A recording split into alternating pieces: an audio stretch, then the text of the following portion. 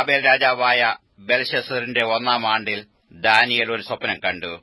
അവന് കിടക്കയിൽ വെച്ച് ദർശനങ്ങളുണ്ടായി. അവൻ സ്വപ്നം എഴുതി കാര്യത്തിന്റെ സാരം വിവരിച്ചു. ദാനിയേൽ വിവരിച്ചു പറഞ്ഞതെന്നാൽ, ഞാൻ രാത്രിയിൽ എന്റെ ദർശനത്തിൽ കണ്ടത് ആകാശത്തിലെ 4 കാറ്റും മഹാസമുദ്രത്തിനു നേരെ അടിക്കുന്നത് ഞാൻ കണ്ടു. അപ്പോൾ തമ്മിൽ ഭേദിച്ചിരിക്കുന്ന 4 മഹാമൃഗങ്ങൾ സമുദ്രത്തിൽ നിന്ന് കരേറി വന്നു. ഒന്നാമത്തേത് സിംഹത്തോട് സാദൃശ്യവും കഴുകിൻ ചിറകുള്ളതുമായിരുന്നു. ഞാൻ നോക്കിക്കൊണ്ടിരിക്കെ അതിന്റെ ചിറകു പറിഞ്ഞുപോയി. അതിനെ നിലത്തുനിന്ന് പൊക്കി മനുഷ്യനെപ്പോലെ നിവർത്തി നിർത്തി അതിന് മാനുഷഹൃദയവും കൊടുത്തു. രണ്ടാമത് കരടിയോട് സദൃശമായ മറ്റൊരു മൃഗത്തെ കണ്ടു. അത് ഒരു പാശ ഉയർത്തിയും വായിൽ പല്ലിന്റെ ഇടയിൽ 3 വാരിയല് കടിച്ചു പിടിച്ചും കൊണ്ട് നിന്നു. അവർ അതിനോട് എഴുന്നേറ്റ് മാംസം ധാരാളം തിന്നുക എന്ന് പറഞ്ഞു. പിന്നെ പുള്ളിപ്പുലിക്ക് സദൃശമായ മറ്റൊന്നിനെ കണ്ടു. അതിന്റെ മുതുകത്ത് പക്ഷിയുടെ 4 ചിറകുണ്ടായിരുന്നു. മൃഗത്തിന് 4 തലയും ഉണ്ടായിരുന്നു. അതിന് ആധിപത്യം ലഭിച്ചു. രാത്രി ദർശനത്തിൽ ഞാൻ പിന്നെയും ഘോരവും ഭയങ്കരവും അതിബലവുമുള്ള 4-മതൊരു മൃഗത്തെ കണ്ടു. അതിന് വലിയ ഇരുമ്പുപല്ലുണ്ടായിരുന്നു. അത് തിന്നുകയും തകർക്കുകയും ചെയ്തിട്ട് ശേഷമുള്ളതിനെ കാൽ കൊണ്ട് ചവിട്ടിക്കളഞ്ഞു. മുമ്പേ കണ്ട സകല മൃഗങ്ങളിലും വെച്ച് ഇത് വ്യത്യാസമുള്ളതായിരുന്നു. അതിന് 10 കൊമ്പുണ്ടായിരുന്നു. ഞാൻ ആ കൊമ്പുകളെ നോക്കിക്കൊണ്ടിരിക്കുമ്പോൾ അവയുടെ ഇടയിൽ മറ്റൊരു ചെറിയ കൊമ്പ് മുളച്ചു വന്നു. അതിനാൽ മുമ്പിലത്തെ കൊമ്പുകളിൽ 3 വേരോടെ പറിഞ്ഞുപോയി. ഈ കൊമ്പിൽ മനുഷ്യന്റെ കണ്ണുപോലെ കണ്ണും വമ്പ് പറയുന്ന വായും ഉണ്ടായിരുന്നു. ഞാൻ നോക്കിക്കൊണ്ടിരിക്കെ അവർ ന്യായാസനങ്ങളെ വെച്ചു. വയോധികനായ ഒരുത്തൻ ഇരുന്നു. അവന്റെ വസ്ത്രം ഹിമം പോലെ വെളുത്തതും അവന്റെ തലമുടി നിർമ്മലമായ ആട്ടുരോമം പോലെയും അവന്റെ സിംഹാസനം അഗ്നിജ്വാലയും അവന്റെ രഥചക്രങ്ങൾ കത്തുന്ന തീയുമായിരുന്നു.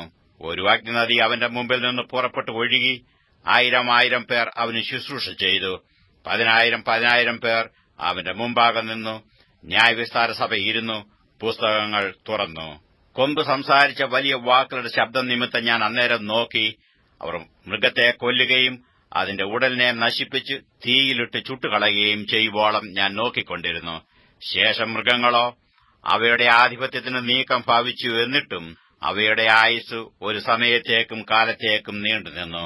രാത്രി ദർശനങ്ങളിൽ മനുഷ്യപുത്രനോട് സദൃശനായ ഒരുത്തൻ ആകാശമേഘങ്ങളോട് വരുന്നത് കണ്ടു.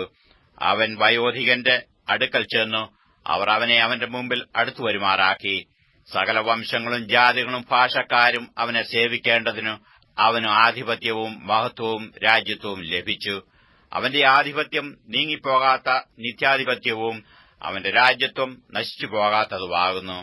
ദാനിയേൽ എന്ന ഞാനോ എന്റെ ഉള്ളിൽ എന്റെ മനസ്സ് വ്യസനിച്ചു. എനിക്കുണ്ടായ ദർശനങ്ങളാൽ ഞാൻ പരവശനായി. ഞാൻ അരികെ നിൽക്കുന്നവരിൽ ഒരുത്തന്റെ അടുക്കൽ ചെന്നു അവനോട് ഈ എല്ലാറ്റിന്റെയും സാരം ചോദിച്ചു.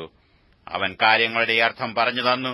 ആ 4 മഹാമൃഗങ്ങൾ ഭൂമിയിൽ ഉണ്ടാകുവാനിരിക്കുന്ന 4 രാജാക്കന്മാരാകുന്നു. എന്നാൽ അത്യുന്നതനായവന്റെ വിശുദ്ധന്മാർ രാജ്യത്വം പ്രാപിച്ച് എന്നേക്കും സദാകാലത്തേക്കും രാജ്യത്വം അനുഭവിക്കും.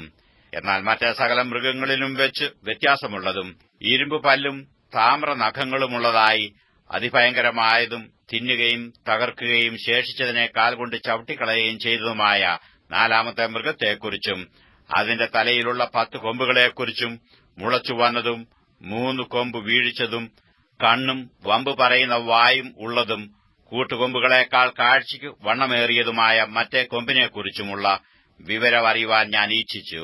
വയോധികനായവൻ വന്നു അത്യുന്നതനായവന്റെ വിശുദ്ധന്മാർക്ക് ന്യായാധിപത്യം നൽകുകയും വിശുദ്ധന്മാർ രാജ്യത്വം കൈവശമാക്കുന്ന കാലം വരികയും ചെയ്യുവോളം ആ കൊമ്പ് വിശുദ്ധന്മാരോട് യുദ്ധം ചെയ്തു അവരെ ജയിക്കുന്നത് ഞാൻ കണ്ടു. അവൻ പറഞ്ഞതോ 4-മത്തെ മൃഗം ഭൂമിയിൽ 4-മതായി ഉത്ഭവിപ്പാനുള്ള രാജ്യം തന്നെ.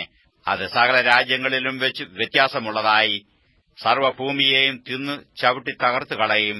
ഈ രാജ്യത്തിൽ നിന്നുള്ള 10 കൊമ്പുകളോ എഴുന്നേൽപ്പാനിരിക്കുന്ന 10 രാജാക്കന്മാരാകുന്നു. അവരുടെ ശേഷം മറ്റൊരുത്തിന് എഴുന്നേൽക്കും. അവൻ മുമ്പിലെത്തവരോട് വ്യത്യാസമുള്ളവനായി 3 രാജാക്കന്മാരെ വീഴിച്ചു കളയും. അവൻ അത്യുന്നതനായവനു വിരോധമായി വമ്പ് പറയുകയും അത്യുന്നതനായവന്റെ വിശുദ്ധന്മാരെ ഒടുക്കിക്കളയുകയും സമയങ്ങളെയും നിയമങ്ങളെയും മാറ്റുവാൻ ശ്രമിക്കുകയും ചെയ്യും. കാലവും കാലങ്ങളും കാലാംശവും അവർ അവന്റെ കയ്യിൽ ഏൽപ്പിക്കപ്പെട്ടിരിക്കും. എന്നാൽ ന്യായവിസ്താര സഭ ഇരുന്നുകൊണ്ട് അവന്റെ ആധിപത്യം എടുത്തു കളഞ്ഞു അന്തം വരെ നശിപ്പിച്ചു മുടിക്കും. പിന്നെ രാജ്യത്വവും ആധിപത്യവും ആകാശത്തിൻ കീഴെല്ലായിടവുമുള്ള രാജ്യങ്ങളുടെ മഹത്വവും അത്യുന്നതന്റെ വിശുദ്ധന്മാരായ ജനത്തിന് ലഭിക്കും. അവന്റെ രാജ്യത്വം നിത്യരാജ്യത്വമാകുന്നു. സകല ആധിപത്യങ്ങളും അവനെ സേവിച്ചനുസരിക്കും. ഇങ്ങനെയാകുന്നു കാര്യത്തിന്റെ സമാപ്തി. ദാനിയേൽ എന്ന ഞാനോ എന്റെ വിചാരങ്ങളാൽ അത്യന്തം പരവശനായി, എന്റെ മുഖഭാവവും മാറി.